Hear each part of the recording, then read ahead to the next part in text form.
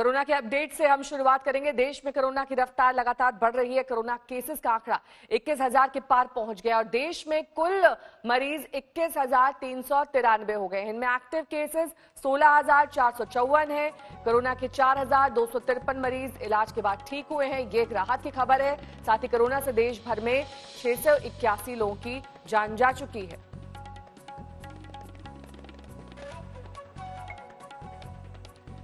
तो ये 8 बजे तक के आंकड़े स्वास्थ्य मंत्रालय द्वारा जारी किए गए। रोजाना हम आपको इन्हीं अपडेट्स के साथ बुलेटिन की शुरुआत करते हैं ताकि आपको ये मालूम चल सके कि इस वक्त ताजा स्थिति क्या है देश भर में कोरोना के आंकड़ों को लेकर।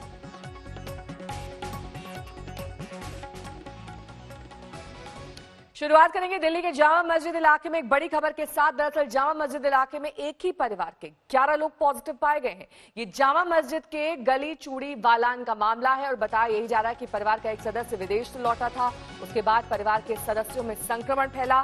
टेस्ट के बाद परिवार के 18 में से 11 सदस्य पॉजिटिव पाए गए हैं, जिनमें से एक 1.5 महीने का और एक 12 साल का बच्चा भी शामिल है। 3 की हालत बेहद गंभीर है, जिन्हें दिल्ली के LNJP अस्पताल में भर्ती कराया गया।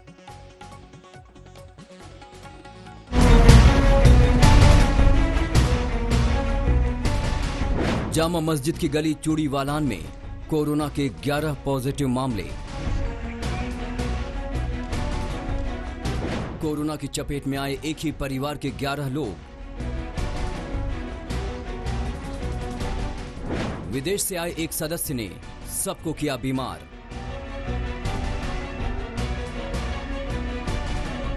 पूरा परिवार क्वारंटीन, इलाके को किया गया सील। जामा मस्जिद इलाके में सामने आए इस ताजा मामले ने खलबली मचा दी है।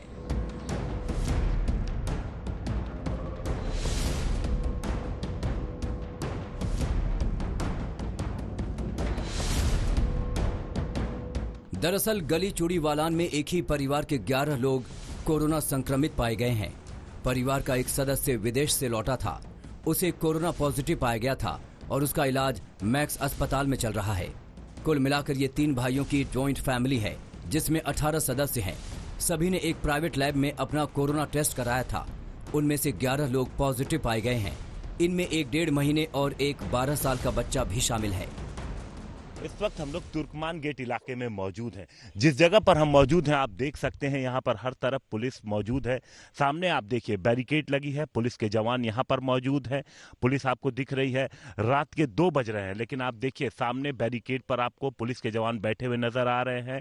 यहीं से आगे जाकर के चूड़ी वालान वो इलाका है जहाँ पर एक पूरे परिवार में 11 लोगों को कोरोना पॉजिटिव आया है, जिसमें 1.5 महीने का एक बच्चा भी शामिल है। आप देखिए तुर्कमान गेट इलाके पर यहाँ पर PCR भी मौजूद है और इस पूरे इलाके में इसी तरीके से जगह जगह पुलिस ने बैरिकेड किया हुआ है और लोगों को घरों से निकलने से रोक रही है। अगर जरूरी नहीं है तो लोगों को वापस उनके घरों में भेज दिया जा रहा है। जब परिवार के कुछ सदस्यों की तबीयत ज्यादा बिगड़ी तो वो खुद ही भर्ती होने के लिए अस्पताल पहुंचे। उनकी शिकायत है कि इलाके के SHO को जानकारी देने के बावजूद किसी ने उनकी मदद नहीं की। तबीयत अब मेरी थोड़ी बिगड़ने लगी है। हम चूड़ी वालान से यहाँ LNJP में बड़ी मुश्किल से आए हैं पैदल, और घर में अभी 7 पेशेंट और हैं। तो हम इसलिए आ गए थे कि पहले हम यहाँ पर एडमिट हो जाते हैं, बाकी इन लोगों को फिर बुला लिया जाएगा। लेकिन यहाँ पर हमें किसी तरह की कोई मदद नहीं की जा रही है, कोई एंटरटेन नहीं कर रहा हमको। परिवार के 3 सदस्यों की हालत गंभीर है, जिन्हें LNJP अस्पताल में भर्ती किया गया है। 5 में से 3 लोगों को एडमिट किया गया। हॉस्पिटल का कहना है कि यहाँ पर जो वार्ड बनाया गया है वो खास तौर पर जो क्रिटिकल पेशेंट हैं सिर्फ उन्हीं के लिए बनाया गया है।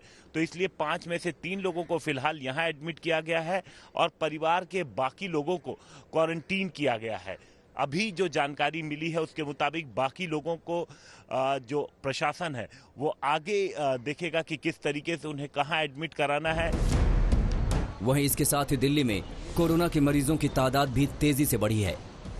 राजधानी में कोरोना के 92 नए मरीज सामने आए हैं। वहीं पिछले 24 घंटे में एक संक्रमित की मौत हो गई। दिल्ली में पॉजिटिव केस की संख्या 2186 हो चुकी है, जबकि अब तक 611 मरीज ठीक हुए हैं। वहीं कंटेनमेंट जोन की संख्या बढ़कर 89 हो गई है। फरीद अली और अरविंद ओझा के साथ हिमांशु मिश्रा, दिल्ली आज तक। और जरा जानकारी के साथ चिराग गोठी हमारे संवाददाता इस वक्त जुड़ गए हैं। चिराग, दो बातें हैं। पहला तो ये परिवार ये कह रहा है कि एसएचओ को जानकारी दी गई थी, उन्होंने मदद मुहैया नहीं कराई। इस दावे में कितना दम है? दूसरी बात ये कि जब ये अस्पताल पहुंचे वहां पर इन्हें तमाम जो सुविधाएं होती हैं वो नहीं मिल रही थी, इस बात की भी शिकायत की गई। इस बात पर अब जो अस्पताल प्रशासन है वो क्या कह रहा है? और तीसरी बात ये कि जो दो छोटे बच्चे हैं उनकी हालत इस वक्त कैसी है? देखिए, ये जो क्लेम कर रहे हैं कि इन्होंने पुलिस को बताया, इन्होंने बताया जरूर, लेकिन वहां पर जब ये पहुंचे अस्पताल में, वहां पर जाकर इनका कहना है कि वहां पर ट्रीटमेंट नहीं मिला। तो जाहिर तौर पर ऐसे में कई इस तरह की हमें भी केसेस सुनने में मिले हैं जिसमें इस तरह की प्रॉब्लम्स आ रही है। लेकिन अब इसकी जांच होगी, क्योंकि सरकार तो ऑब्वियसली इसको डिनाई कर देगी।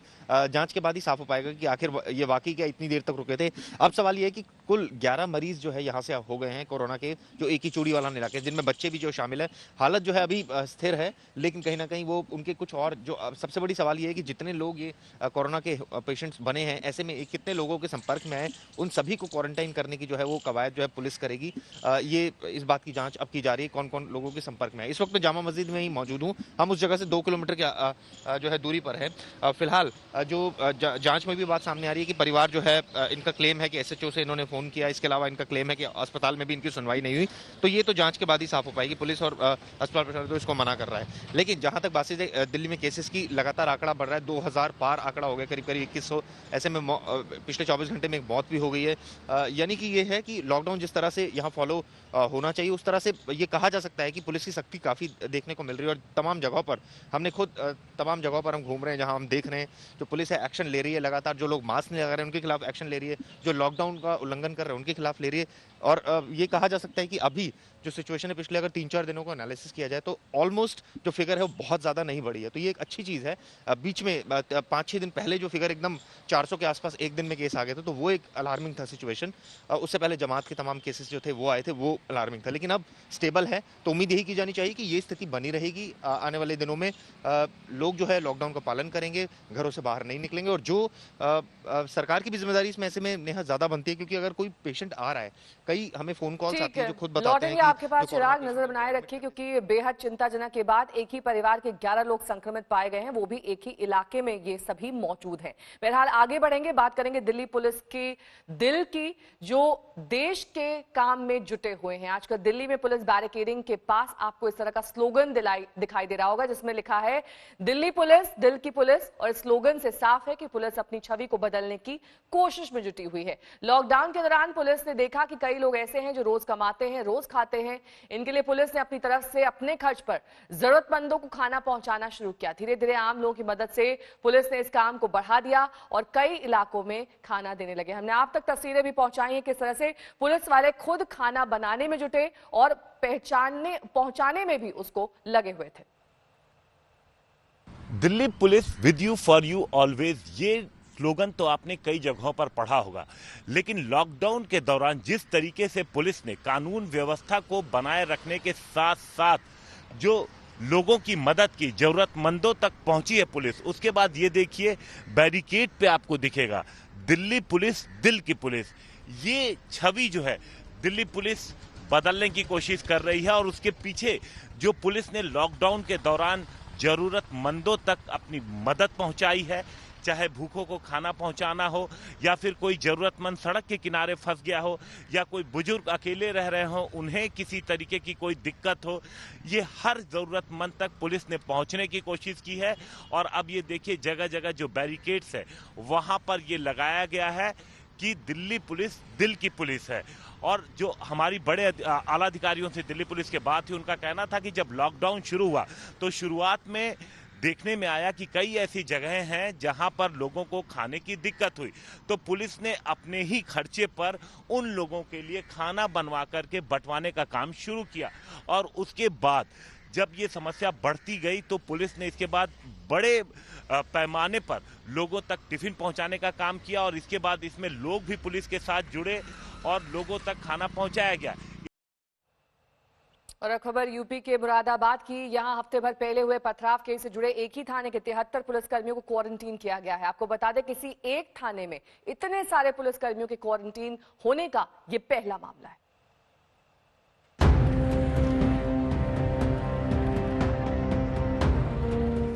तेज धूप में 2 साल की मासूम बच्ची को सीने से लगाए अपनी ड्यूटी पर तैनात ये मुरादाबाद महिला पुलिस की सिपाही प्रीति हैं।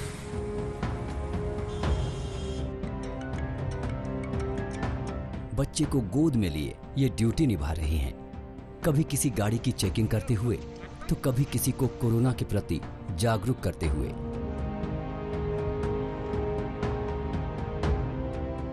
प्रीति उन कोरोना वॉरियर्स के प्रतीक के रूप में सामने आई हैं, जो अपनी निजी परेशानी को किनारे रखकर देश के प्रति अपना फर्ज निभा रही हैं।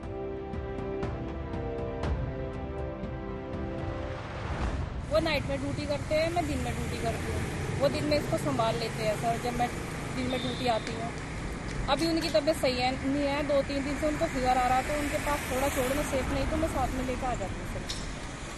अच्छा, और आपके और कोई रिलेटिव्स वगैरह? घर में और कोई नहीं रहता। पहले एक आय रखी हुई थी, अब वो भी नहीं आती, अब वो भी चली गई, क्योंकि माहौल ऐसा है अभी फिलहाल के लिए, तो सब अपने को सुरक्षित रखना चाहते हैं सर। अपने काम के प्रति प्रीति जैसी पुलिसकर्मियों का समर्पण इस बात की तरफ भी इशारा कर रहा है कि वो कितना जोखिम लेकर ड्यूटी निभा रहे हैं। जोखिम की तस्दीक इस तथ्य से भी हो रही है कि शहर शहर पुलिसकर्मियों के कोरोना संक्रमित होने की खबरें आ रही हैं। मुरादाबाद भी उन्हीं में से एक है। मुरादाबाद के नागफनी थाने के तकरीबन सभी 73 पुलिसकर्मियों को अलग अलग होटलों में क्वारंटीन कर दिया गया है।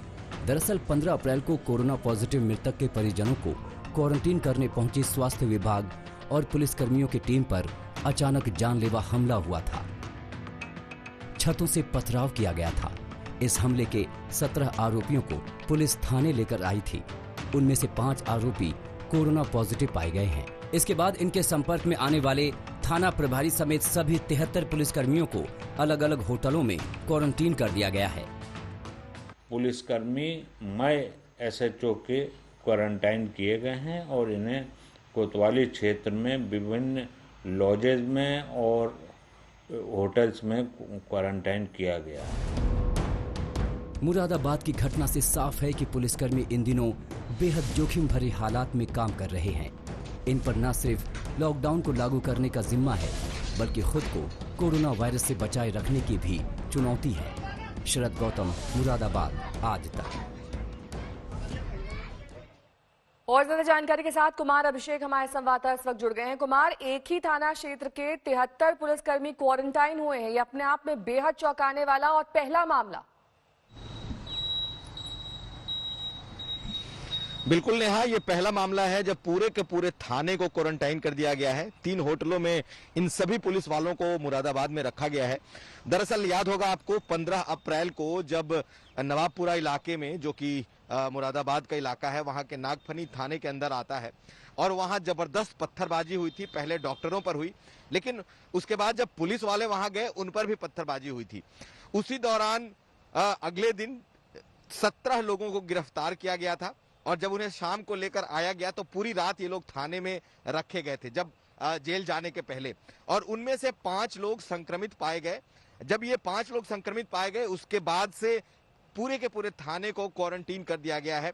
15 अप्रैल की यह घटना है, और सबने इसको देखा था कि किस मुश्किल से उस इलाके से, नवाबपुरा इलाके से लोगों को जा करके पुलिस वालों ने घरों से पकड़ा था, क्योंकि उन पर बहुत जबरदस्त उस वक्त पत्थरबाजी हुई थी।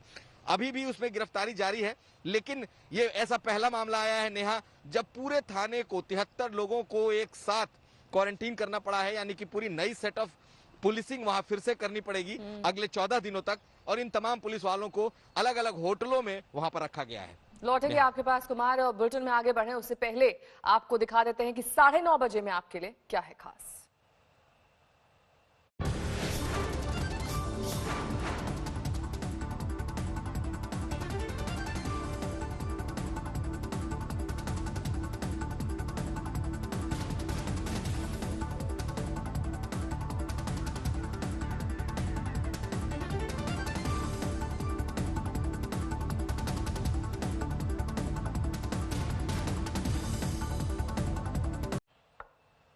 तो लॉकडाउन के दौरान जहां ज्यादातर लोग अपने घरों में हैं, वहीं पुलिसकर्मी दिन रात अपने काम में जुटे हुए हैं। इसी दौरान उनमें से कई कोरोना से संक्रमित भी हो रहे हैं और कुछ की जान भी चली गई है। मुंबई और दिल्ली में कई पुलिस वाले अब तक इसकी चपेट में आ चुके हैं।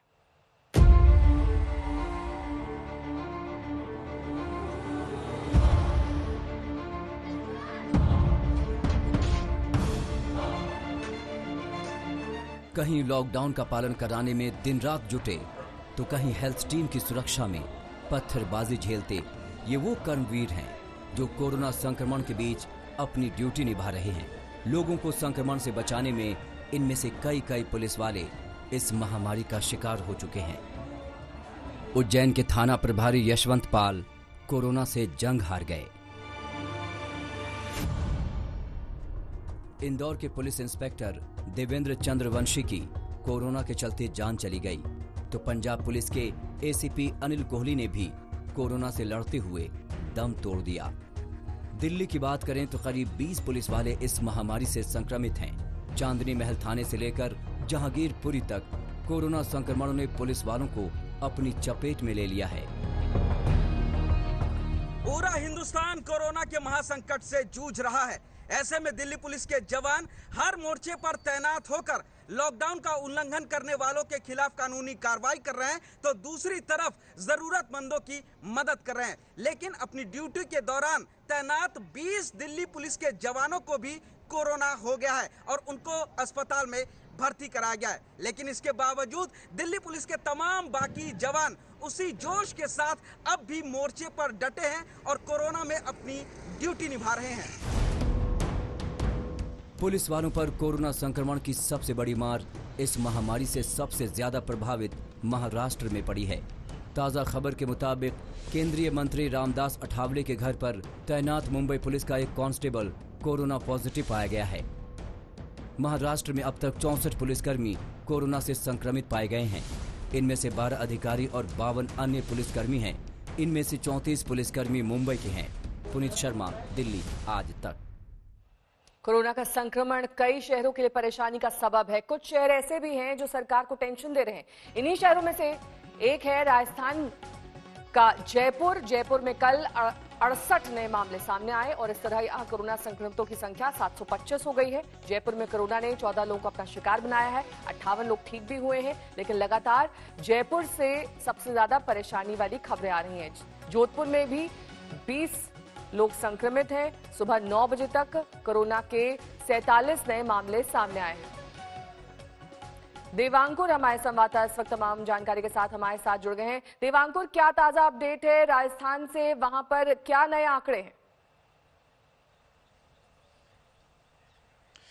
नेहा, आज सुबह नए आंकड़े आ गए हैं और इसके मुताबिक राजस्थान की राजधानी जयपुर के आंकड़े और चिंताजनक बन गए हैं। जयपुर में अब 737 मामले हो चुके हैं कोरोना वायरस के। आज सुबह नए 12 मामले आए हैं। नेहा, इनमें से 400 से ज़्यादा मामले रामगंज और उसके आसपास के इलाकों के हैं। तो साफ तौर पर रामगंज और उसके आसपास के इलाके एक बड़ा परेशानी का सबब बने हुए हैं राजस्थान की गहलोत सरकार के लिए। प्रदेश में पुलिस, चिकित्सा कार्यकर्ताओं के लिए एक बड़ा परेशानी का सबब बन रहा है कि यहाँ, क्योंकि ये जो इलाका है पूरा 4 दीवारी का जयपुर का जो ओल्ड जयपुर के तौर पर जाना जाता है, वहाँ पर लोगों को जाने में, लोगों की स्क्रीनिंग करने में, लोगों को टेस्टिंग के लिए कन्विंस करने में खासी परेशानी आ रही थी। ये जो इलाका है ये काफ़ी तंग गलियों का है। यहाँ पर जो डेंसिटी है पॉपुलेशन की वो बाकी कई इलाकों से काफ़ी ज़्यादा है। इसकी वजह से भी जो संक्रमण है वो काफ़ी बड़ा है। तो 400 से ज्यादा लौटेंगे आपके पास देवांकुर, क्योंकि कोरोना मरीजों की तादाद लगातार जयपुर और आसपास के इलाकों में बढ़ रही है। ये परेशानी का सबब बना हुआ है। वहीं बढ़ती तादाद के बीच महाराष्ट्र से एक अच्छी खबर आई है। यहाँ कोरोना मरीजों के दोगुना होने की रफ्तार में कमी आई है। पहले 5 दिन में मरीज दोगुने हो रहे थे, अब 7 दिन में ये स्थिति थोड़ी सी बेहतर दिखाई दे रही है।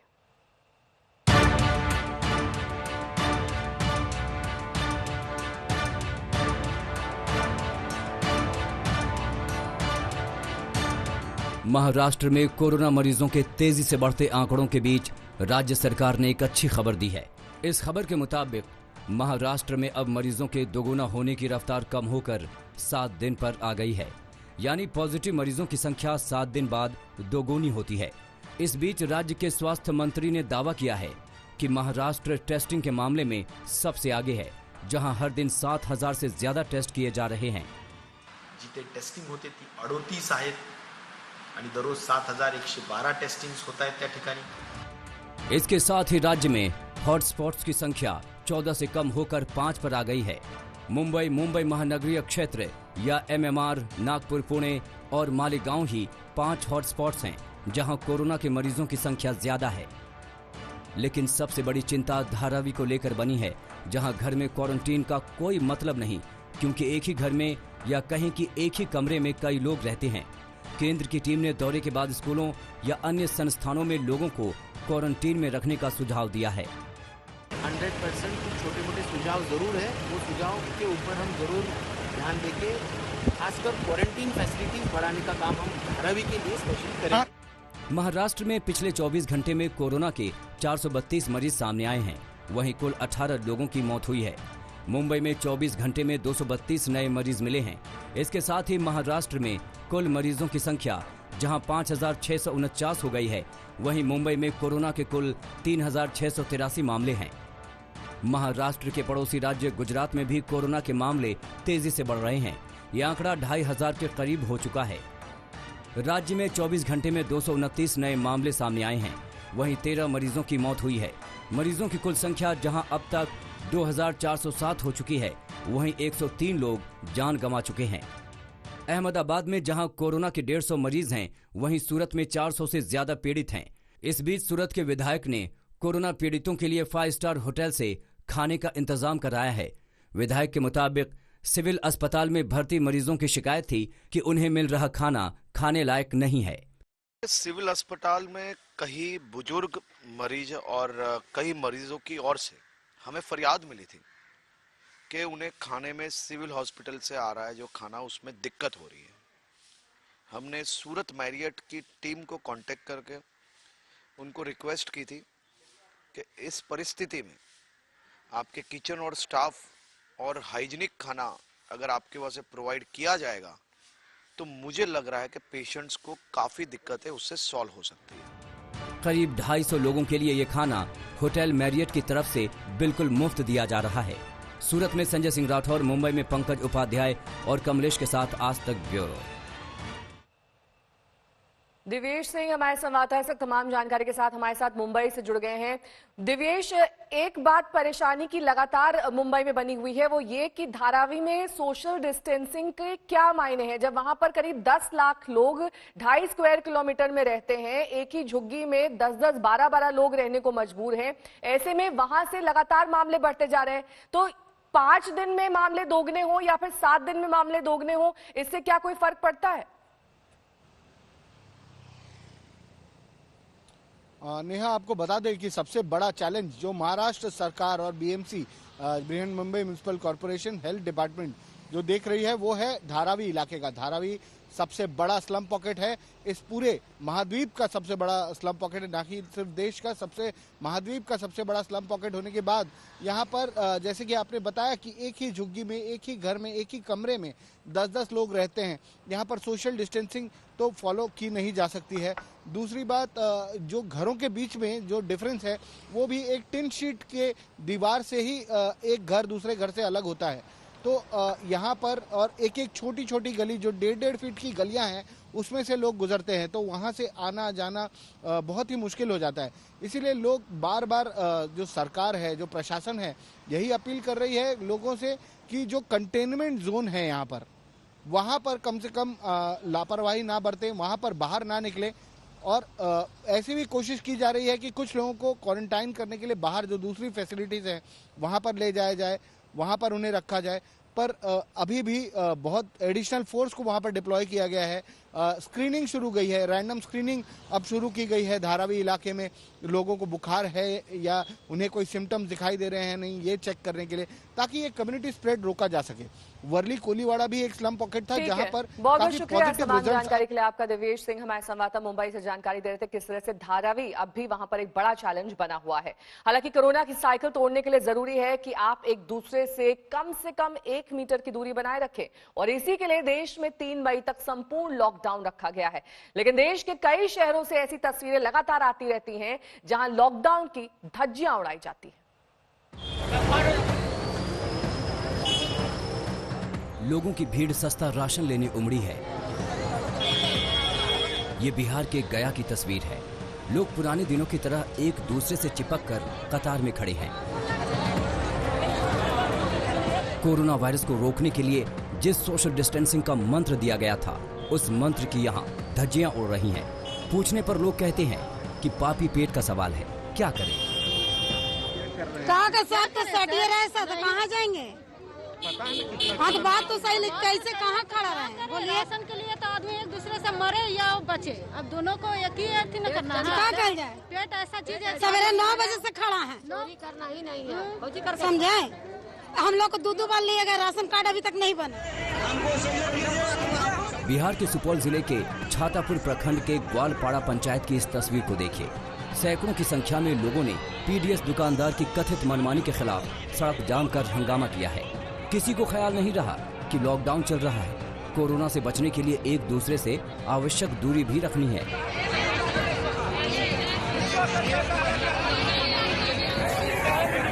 चंडीगढ़ की भी इस तस्वीर को देख लीजिए। राशन लेने सैकड़ों की तादाद में लोग उमड़े तो सामाजिक दूरी का ख्याल नहीं रहा। कहते हैं जान है तो जहान है, लेकिन जान के लिए कुछ चीजें भी चाहिए, उन्हीं में है राशन। और राशन के लिए लोग जान जोखिम में डालने से भी नहीं चूक रहे। लेकिन इस तस्वीर को देखिए। त्रिपुरा के आरके नगर में सीआरपीएफ के जवान राशन बांट रहे हैं, लेकिन इंतजाम देखिए, सोशल डिस्टेंसिंग का पूरा पालन हो रहा है। जरूरी है कि राशन वितरण में जिन शहरों में सोशल डिस्टेंसिंग की धज्जियां उड़ रही हैं, वहां इस तरह के इंतजाम किए जाएं। आज तक ब्यूरो। बॉलीवुड एक्टर अजय देवगन को मिल गया है एक नया बॉडीगार्ड। जी हां, कैसे मिला है बॉडीगार्ड, ये आपको बता देते हैं। ये बॉडीगार्ड कोरोना से उनकी सुरक्षा करेगा। अजय देवगन ने इस बॉडीगार्ड का वीडियो ट्वीट कर खुद इसकी जानकारी दी है। आपको ये भी बता दें कि वीडियो को पीएम मोदी ने रीट्वीट करके शेयर किया है और शाबाशी दी है। कर सकता है कोरोना वायरस से। वो कैसे? सर वो ऐसे कि मैं आपको पहले ही बता देता हूँ कि आपको कोरोना वायरस से कोई खतरा तो नहीं।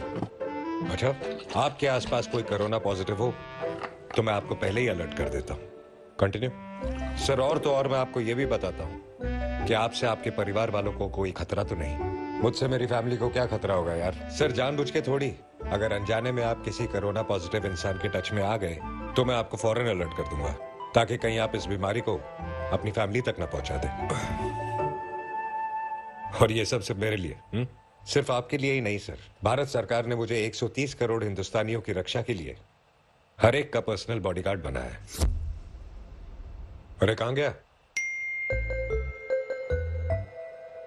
टेंशन मत लीजिए सर, हर वक्त आपके फोन में एक ऐप बनकर रहूंगा।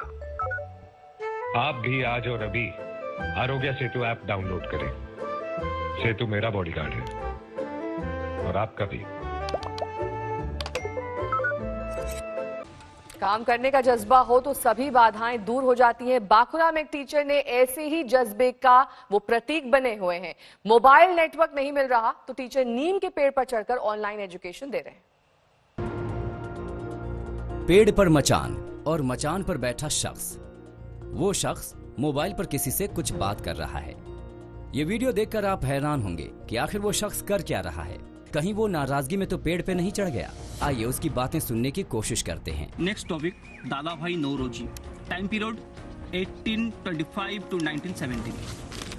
Epithet, grand old man of India, grand old man of India.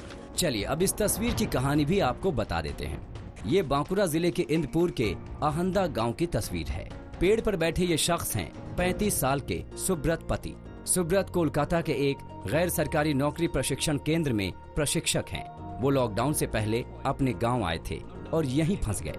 चूंकि गांव में मोबाइल नेटवर्क मजबूत नहीं है, लिहाजा सुब्रत रोज इसी तरह इस नीम के पेड़ पर चढ़ते हैं और वहां मचान पर बैठकर ऑनलाइन क्लास लेते हैं। ये जो सिचुएशन है, लॉकडाउन की सिचुएशन, मेरे गांव को एक प्रॉब्लम है, नेटवर्क प्रॉब्लम। ये नेटवर्क के वजह से मैंने नीम गाछ और पेड़, ये जो पेड़ ये मैंने चुन लिया और इसी से एक प्रतिषेधक क्षमता मिलता यहाँ पर। और एक बात यह है, जो इसी गाछ पर बैठ के मेरे को जो नेटवर्क को जो प्रॉब्लम है वो सॉल्व हो जाता है। कहते हैं अगर काम करने का जज्बा हो तो विपरीत से विपरीत हालात में रास्ता निकल जाता है। सुब्रत पति इसकी बढ़िया मिसाल हैं। अनिल गिरी, बांकुरा, आज तक।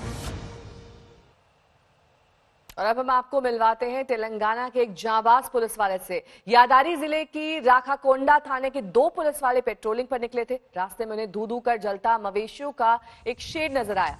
आग के पास ही 2 भैंस के खूंटे थे। आग से लपटें निकल रही थी और उन्हीं से डरी भैंसें भगाने के लिए उछल कूद कर रही थी। दोनों पुलिस वाले वैन रोककर वहीं पहुंच गए। किसी तरह भैंसों की रस्सी खोलने में वो कामयाब हो गए और उन्हें आग से बचा लिया।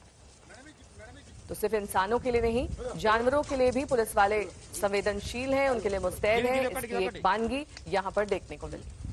प्रधानमंत्री मोदी के कोरोना से निपटने के प्रयासों की लगातार तारीफ हो रही है। अब माइक्रोसॉफ्ट कंपनी के संस्थापक बिल गेट्स ने पीएम मोदी को पत्र लिखकर उनकी ओर से उठाए गए कदमों की सराहना की है।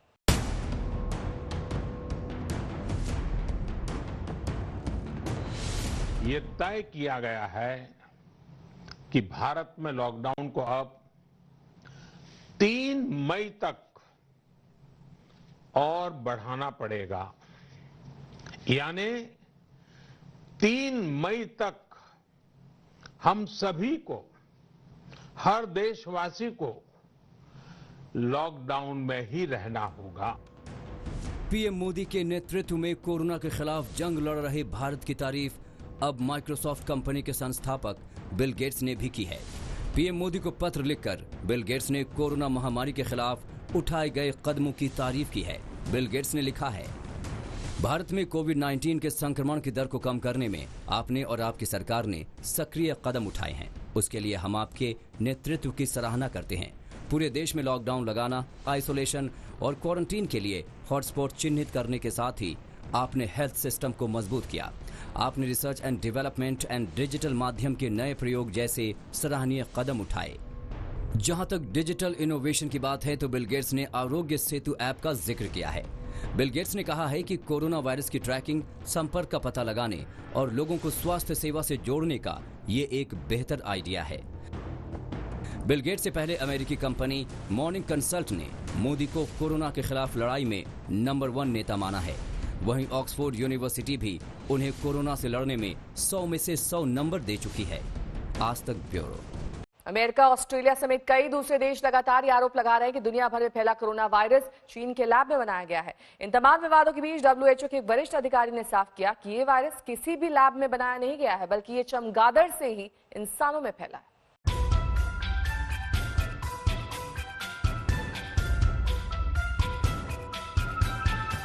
एक तरफ पूरी दुनिया कोरोना वायरस जैसी महामारी से लड़ रही है, वहीं दूसरी तरफ इस बात को लेकर भी बहस जारी है कि कोरोना वायरस पूरी दुनिया में कैसे फैला। इस बीच एक बार फिर WHO ने कोरोना वायरस को लेकर बयान जारी किया है, जिसके बाद से ही उन अटकलों पर फिर से विराम लग गया, जिसमें बताया जा रहा था कि कोरोना वायरस चीन की एक लैब से फैला है, क्योंकि विश्व स्वास्थ्य संगठन की प्रवक्ता फेडेला चेब ने इस बयान को सिरे से खारिज कर दिया। और उन्होंने क्या कहा, सुनिए। मौजूदा सबूतों से ये साफ है कि कोरोना वायरस जानवरों से निकला है। ये किसी प्रयोगशाला में नहीं बनाया गया और न ही इसे हेर फेर कर बनाया गया है। सबसे ज्यादा संभावना इस बात की है कि ये चमगादड़ों से इंसानों में फैला है, लेकिन ये अभी भी जानने की कोशिश की जा रही है कि ये इंसानों में कैसे आया। WHO की माने तो कोरोना वायरस चीन के लैब से नहीं बल्कि चमगादड़ों से इंसान में फैला है। इस बात का दावा पहले भी WHO करता रहा है, लेकिन एक बार फिर से जब अमेरिका और ऑस्ट्रेलिया जैसे देशों ने कोरोना वायरस को लेकर सवाल खड़े किए तो विश्व स्वास्थ्य संगठन ने इस पर सफाई दी है।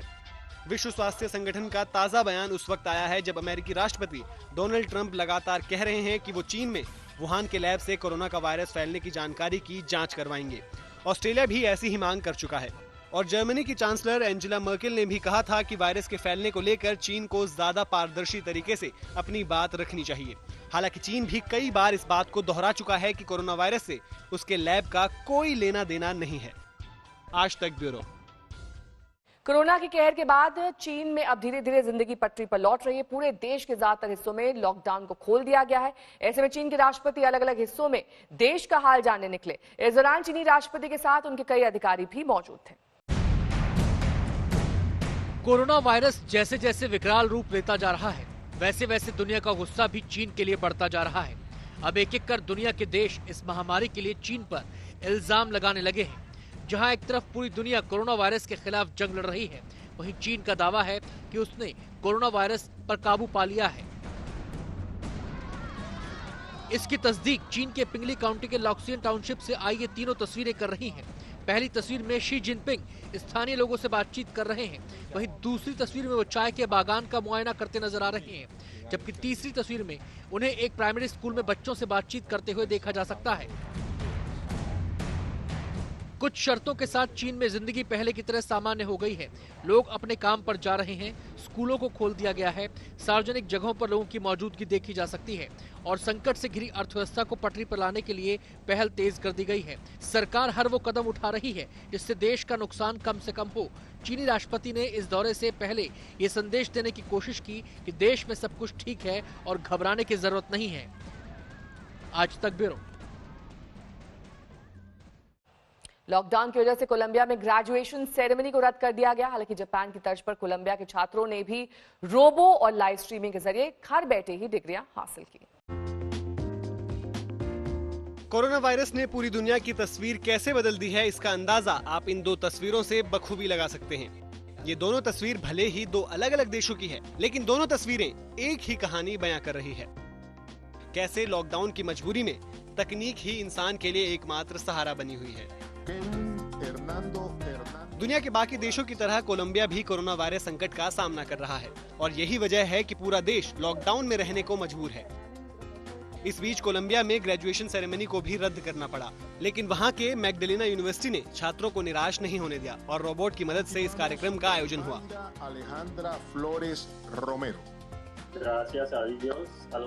दरअसल छात्रों ने रोबोट और लाइव स्ट्रीमिंग के जरिए घर बैठे ही डिग्रियां हासिल की। इस दौरान रोबोट ने ही छात्रों के वो गाउन भी पहन रखे थे जो ऐसे समारोह में पहने जाते हैं। यूनिवर्सिटी की इस पहल से छात्रों में काफी खुशी है। कुछ दिनों पहले ही जापान में भी एक ऐसे ही कार्यक्रम का आयोजन हुआ था, जहां राजधानी टोक्यो के बिजनेस ब्रेक थ्रू यूनिवर्सिटी ने अपने छात्रों को डिग्री देने के लिए रिमोट कंट्रोल रोबोट्स का सहारा लिया। इन एवेटार रोबोट्स की मदद से छात्रों ने घर बैठे ही अपनी डिग्री हासिल की और इस दौरान वो जूम कॉल की मदद से वहां मौजूद भी थे। दीक्षांत समारोह में रोबोट भी उसी तरह से तैयार नजर आए जैसे छात्र डिग्री हासिल करते हुए नजर आते हैं और इस दौरान छात्र भी आईपैड की मदद से रोबोट से लाइव जुड़े हुए थे।